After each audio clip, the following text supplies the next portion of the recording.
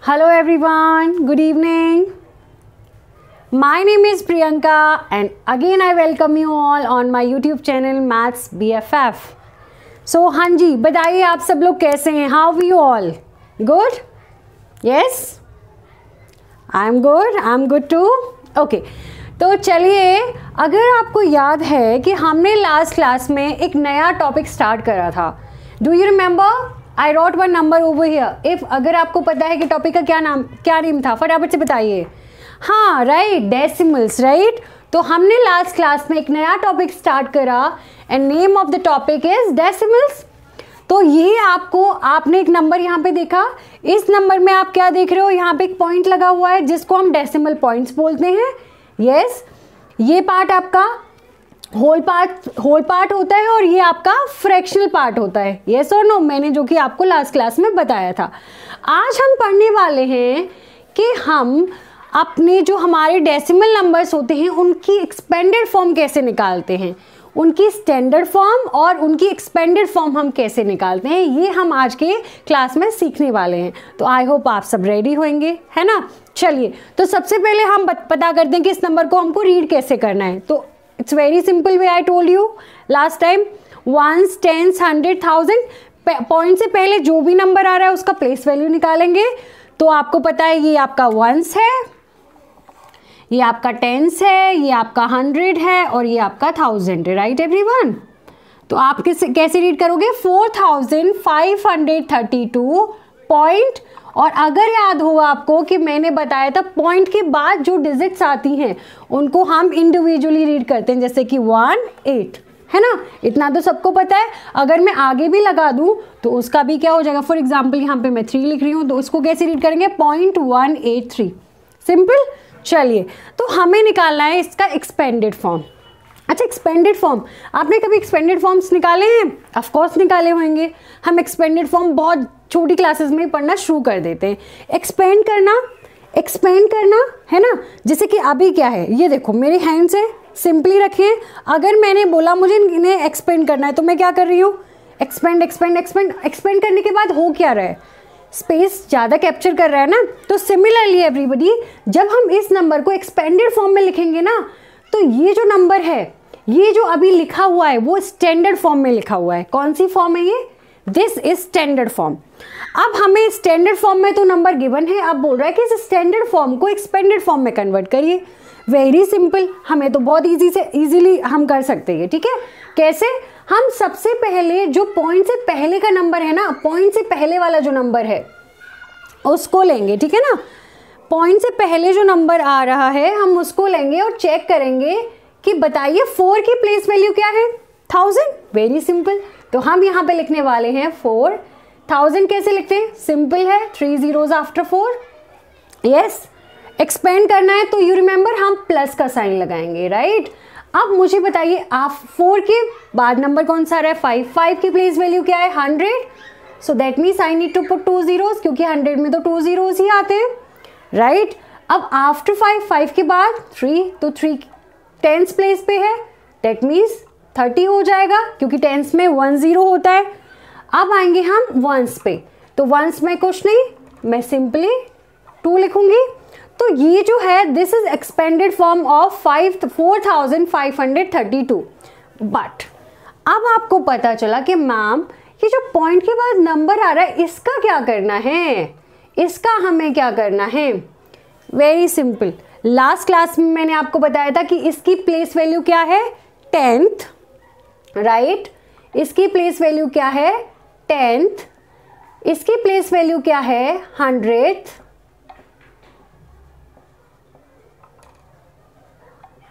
इसकी place value क्या है? 1000th. राइट.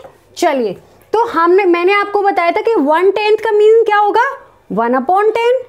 राइट. जब मैंने बोला यहाँ पे सिर्फ 1/10 है तो 1/10 मतलब 1/10. और मैंने बोला यहाँ पे 800 थे तो 800 मीन्स 8 में लिखूंगी न्यूमरेटर में और 100 में लिख दूंगी डिनोमिनेटर में. 800 हो गए. यहाँ पे हो गए या नहीं बताओ? 8 और 100 हमेशा 10th 100 1000 कहाँ पे आते हैं, ये डिनोमिनेटर में तो आएंगे, तो मैंने सिंपली इसको डिनोमिनेटर में लिख दिया। कितने 1000 थे, 3, तो 3 मैं न्यूमरेटर में और 1000 में कहाँ लिखूंगी, डिनोमिनेटर में, क्योंकि मैं बात कर रही हूँ 1000th की, राइट। मैं यहाँ पे 1000th की बात कर रही हूँ, जहाँ पे मैं thousands की बात कर रही थी वहाँ पे देखो मैंने सारे जीरोज आफ्टर द डिजिट ही लगाए हैं, डिनोमिनेटर में मैंने कुछ नहीं लिखा। अच्छा, अब आपके दिमाग में एक चीज़ नहीं आ रही है, ये तो आपने पढ़ा है numerator upon denominator, numerator upon denominator क्या बोलते हैं बताओ। जब हमारे पास किसी भी नंबर का, can you see this, numerator है, डिनोमिनेटर है, फ्रैक्शन बार है, तो ये क्या बन गया, इट्स अ फ्रैक्शन ना, it's a fraction, right. Okay, तो ये बन गया फ्रैक्शन, समझ में आया आपको। बट अभी ये कंप्लीट नहीं हुआ है, just wait a minute. Okay, हमने इतना लिख दिया, सिंपल है। वापस से ये सारी चीजें लिखने वाले हैं हम, one more line, 1000 plus 500 plus 30 plus 2, right. अच्छा, अब हमें क्या करना है, जो हमारी फ्रैक्शंस है ना, जो हमारी जो फ्रैक्शंस है इनको हमें डेसिमल में ही कन्वर्ट करना है। क्या करना है, जो फ्रैक्शंस हमको गिवन है उनको हमें डेसिमल्स में लिखना है। अब फ्रैक्शंस को डेसिमल में कैसे कन्वर्ट करते हैं, तो अभी मैं आपको बताती हूँ। जब आपकी कोई फ्रैक्शन आपके पास हो और उसके डिनोमिनेटर में 10, 100, 1000 या 10,000 इस तरीके के नंबर्स होते हैं, तो हम उसको किस तरीके से डेसिमल में कन्वर्ट करते हैं, ठीक है। तो ये आपका 1/10 है। मैंने कहा चलिए अभी मैं यहाँ पे ना सॉल्व करके बताती हूँ, यहाँ पे चेक करिएगा, ठीक है। 1/10, ठीक है जी, लगा दिया 1/10, फाइन। चलिए अब मुझे बताइए न्यूमरेटर में कौन सा नंबर है, 1 है, तो मैंने 1 लिखा।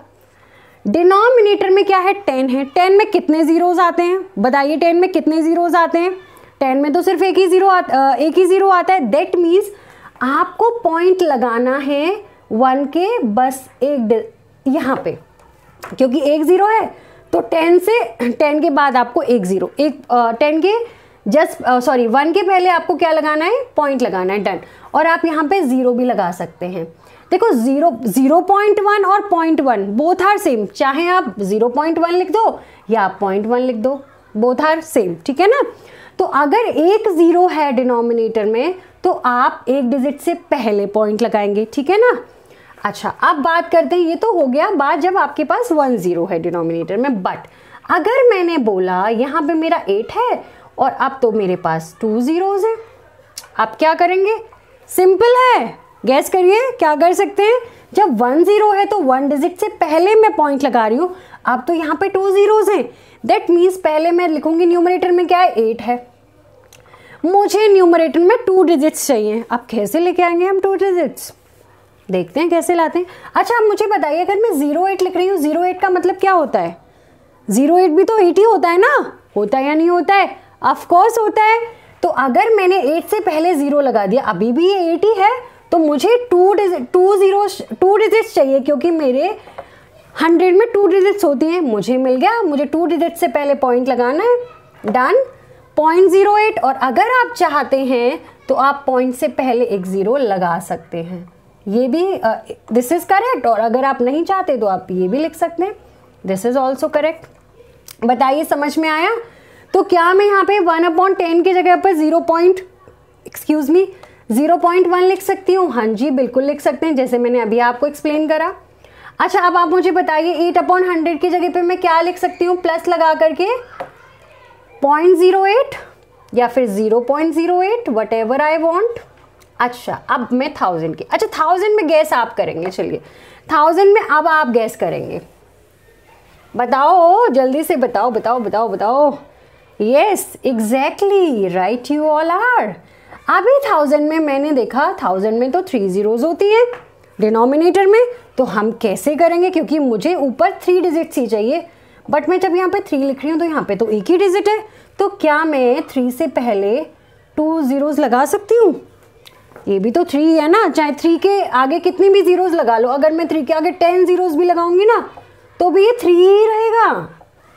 समझ में आ रहा है, किसी नंबर के पहले अगर मैं कितनी भी डिजिट्स, कितने भी zeros ऐड करूं वो नंबर सेम ही रहेगा। तो यहाँ पे आपने क्या करा, 3 लिखा, 3 से पहले आपको 2 zeros लगाने पड़े, क्यों? क्योंकि मुझे 3 डिजिट्स चाहिए, 1 डिजिट, 2 डिजिट, 3 डिजिट्स, है ना? लगा दीजिए पॉइंट, और अगर आपको यहाँ 0 लिखना है तो 0 भी लिख दीजिए, सेम है। समझ में आया? समझ में आया अभी आपको? बताओ है कि नहीं सिंपल? इज इट ईजी और नॉट? हो गया बस। This is the expanded form of given number. जो हमको ये नंबर दिया हुआ है इसका एक्सपेंडेड फॉर्म है ये। बताओ इजी है या नहीं है या नहीं इजी? Very simple. ये ट्रिक हम कब अप्लाई करेंगे? ये ट्रिक हम अप्लाई करते हैं जब हमारे डिनोमिनेटर में 10, 100, 1000, 10,000, लाख, ओके? जब हम ये वाला ट्रिक अप्लाई करते हैं। समझ में आया? इसका मतलब क्या है? 300 का मतलब क्या है? फॉर एग्जाम्पल आपके पास 3 चपातीज हैं और आप उनको 100 पीपल में डिवाइड कर रहे हैं। समझ में आ रहा है? तो 300 उसके पार्ट में कितनी चपाती आएगी? 0.003। मतलब आप समझ रहे हो? 0.003, वेरी लेस, ओके? समझ में आया? बताइए इजी है या नहीं? आपको समझ में आ गया होगा। चलिए, अगर आपको ये देखना है, लिखना है, आप लिख सकते हैं। अब मुझे ये इरेज करना है, ठीक है? ये तो था कि हमारे पास जब हमारा स्टैंडर्ड फॉर्म गिवन है, हम स्टैंडर्ड फॉर्म को चेंज करें एक्सपेंडेड फॉर्म में, राइट? अब हमारे पास एक्सपेंडेड फॉर्म गिवन होगा और हम उस एक्सपेंडेड फॉर्म को चेंज करेंगे स्टैंडर्ड फॉर्म में। Are you ready? Are you ready? Yes? चलिए, great. Let me erase it, okay? Okay everybody, okay okay okay fine. चलिए, अब मैं यहाँ पे एक नंबर लिख रही हूँ, एक्सपेंडेड फॉर्म लिख रही हूँ, और आपको बताना है हम उसको स्टैंडर्ड फॉर्म में कैसे लिखने वाले हैं, ओके?